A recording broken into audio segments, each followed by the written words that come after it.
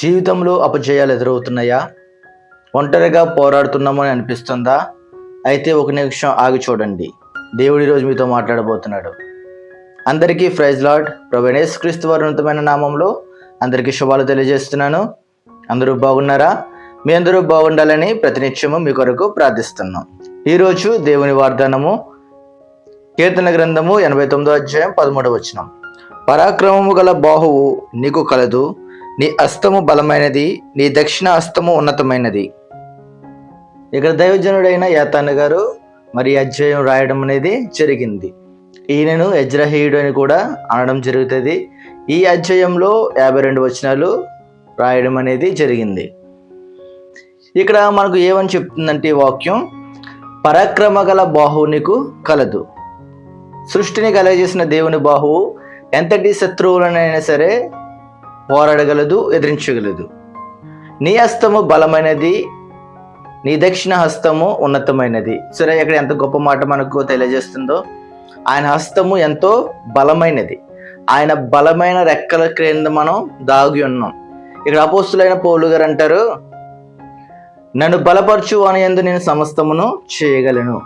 అంటే మనకు ఒక బలం ఉన్నదని తెలిస్తే మనం ఏదైనా దాన్ని చేయగలుగుతాం. ఇక్కడ తప్పిపోయిన కుమారుని మనం చూసుకున్నట్లయితే, తప్పిపోయిన మరి కుమారుడు తన తండ్రిని విడిచిపెట్టి మరి దూర ప్రాంతాలకు వెళ్ళి తర్వాత తన తప్పు తాను తెలుసుకుని మరి తన దగ్గరికి వచ్చినప్పుడు తన తండ్రి హస్తములు చాచి ఆయన్ను కౌగిలించుకున్నాడు. అలాగే మన దేవుని హస్తాలు మనకి ఎప్పుడూ కూడా తెరిచే ఉంటాయి. మనం దేవుణ్ణి అడిగి దేవుని దగ్గరికి వెళ్ళినట్లయితే దేవుడు తన హస్తాలతో మనను ఎంతగానో కాపాడుతాడు, ఎంతగానో మనను రక్షిస్తాడు. ఇక్కడ బైబిల్లోని బాహువు, హస్తము, దక్షిణ హస్తము అనేవి దేవుని యొక్క పరాక్రమ బలమును సూచిస్తాయి. ఆయన చేసే కార్యాలను, ఆయన మనకిచ్చే రక్షణను కూడా ఇది చూపడుతుంది. బైబిల్ సంస్కృతిలో కుడి చెయ్యి అనేది విజయానికి, గర్వానికి, ఉన్నతమైన దానికి సాదృశ్యంగా మనకు ఉంది. అంతేనాయన దక్షిణ హస్తము చాలా ఉన్నతమైనది.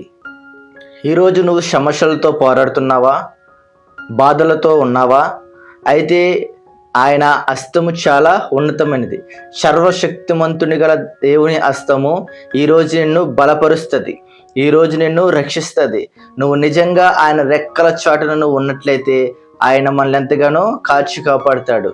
ఈరోజు ప్రతి ఒక్కరిని ఆయన తన హస్తాలతో ఎంతగానో కాపాడుతున్నాడు. అలాగే ఈరోజు నువ్వు కూడా నీ యొక్క సమస్యలను, నీ యొక్క భారాన్ని ఆయన ముందు ఉంచినట్లయితే ఆయన తన ఉన్నతమైన హస్తాలతో నిన్ను ఎంతగానో కాపాడుతూ ఉంటాడు. ఈరోజు మీ సమస్య ఎంత పెద్దదైనా కావచ్చు, కానీ మిమ్మల్ని నడిపించే దేవుని యొక్క బలము అన్నిటికన్నా ఉన్నతమైనది, అన్నిటికన్నా శక్తివంతమైనది.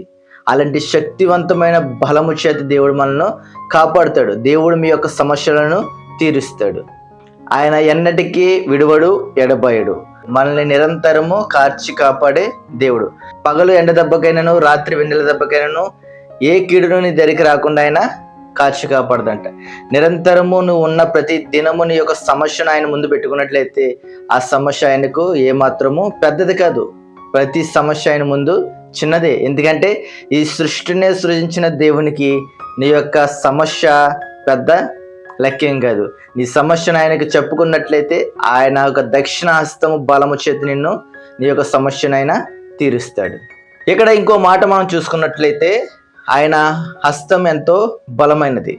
నిజంగా మనం ఒక ఎగ్జాంపుల్గా తీసుకోవాలనుకుంటే, మరి ఒక్కొక్కసారి మనం వాక్యంలో దిగచారిపోతూ ఉంటాం. ఒకసారి ఎంత దేవుని మందిరానికి వెళ్ళినప్పటికీ, ఎంత దేవుని మాటలు విన్నప్పటికీ మన చుట్టుపక్కల వారు మనల్ని చూసే విధానాన్ని బట్టి కానివ్వండి, లేదంటే వారు మనల్ని కించపరిచే మాటలు బట్టి కానివ్వండి, లేదంటే అపవాది మనల్ని శోధించే శోధన వల్ల కానివ్వండి, మనం వాక్యంలోని ఒకసారి దేవుని భక్తిలో దిగజారిపోతూ ఉంటాం, ఒకసారి పడిపోతూ ఉంటాం, ఒకసారి బలహీన పడిపోతూ ఉంటాం. అలాంటినప్పుడు మరి దేవుని హస్తం మనల్ని ఎంతగానో నిలబడుతుంది. ఇక్కడ దేవుని హస్తం అంటే వాక్యానికి సాదృశ్యం. ఆయన వాక్యము మనం విన్నట్లయితే ఆ వాక్యం ద్వారా మనం ఎంతగానో బలపరచబడతాం. అలాంటి వాక్యం మనందరూ వినాలి. వినగల శక్తిని మనకు దయచేయమని మనం దేవుని అడిగినట్లయితే, నిజంగా వాక్యంని విన్నట్లయితే ఆ వాక్యం ద్వారా నువ్వు ఎంతగానో బలపరచబడతావు. నీ యొక్క ఆత్మీయత ఎదుగుదలది ఎంతగానో నీకు సహాయపడుతుంది. నువ్వు నీ యొక్క సమస్యల విషయంలోనే కాదు, నీ యొక్క ఆత్మలో కూడా నువ్వు బలహీనపడతావు. అలా బలహీనపడినప్పుడు ఆయన యొక్క బలం నిన్ను ఎంతగానో కాపాడుతుంది. ఆయన యొక్క బలం ఎంతగానో నిన్ను నిలబడుతుంది. ఈరోజు ఆయన బలమైన హస్తాలకు మిమ్మల్ని మీరు అప్పగించుకోండి. దేవుడు మీ అందరినీ దీవించును గాక. ప్రార్థన చేసుకుందాం. పరలోకమందున్న మా ప్రియ పరలోకపు తండ్రి, బలహీనంగా ఉన్న వారికి నీ యొక్క బలమైన హస్తం వారికి దయచేయండి అయ్యా. ఎవరైతే ఏ సమస్యలతో పోరాడుతున్నారో అటు వారిని ఒకసారి జ్ఞాపకం చేసుకోండి నాయన. సృష్టిని సృజించిన దేవుడు నీవు నాయన. నీకు సమస్తమును సాధ్యమయ్యా నాయన. ఇవన్నీ కూడా నీవు తీర్చగల గొప్ప దేవుడు అయ్యా.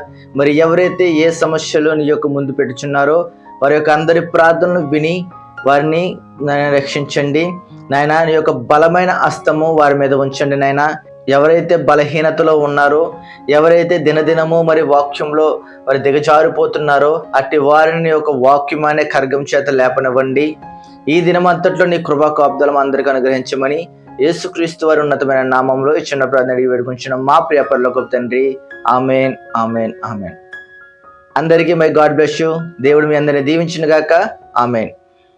మరిన్ని ఆత్మీయ సందేశాల కోసం ఈ యొక్క ఛానల్ సబ్స్క్రైబ్ చేసుకోండి. దేవుని చిత్తమైతే రేపటి దినం మరొక వాగ్దానంతో కలుసుకుందాం. అంతవరకు సెలవు.